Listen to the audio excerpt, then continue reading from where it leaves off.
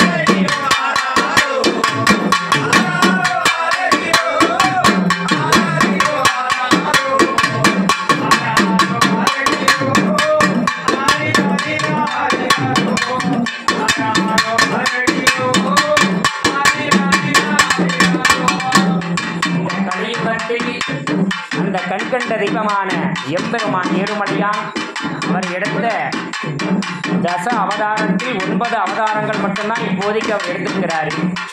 கடைசியா இந்த கலியுகம் முடியும் தருணத்தில் தான் அந்த கல்கி அவதாரம் எடுப்பாரு. இத்தனை அவதாரத்துல தீயவர்கள் யாராயினும் அவர் மன்னனே ஆயினும் தீயவர்களாக இருந்தால் அவர்களுடைய விதி வினைப்படிதான் நடக்க வேண்டும் என்பதற்காக இந்த அவதாரம் தான் இந்த நரசிம்ம அவதாரம். இதுல அந்த தேவலோகத்துல இந்த தெய்வத்திற்கு இந்திரர்களும் வானவர்களும் தேவர்களும் மூவர்களும் எல்லாரும் இருபுறமும் தாளாட்டுவாங்க. ஆனா இங்க நமக்கெல்லாம் இந்த பாக்கியத்தை கடவுள் இந்த கலியுகத்துல கொடுத்திருக்கிறாரு. எப்படி என்றா இந்திரரும் வானவரும் ஆரோ ஆராரோ இந்திரரும் வானவரும் ஆரோ ஆராரோ இருபுறம்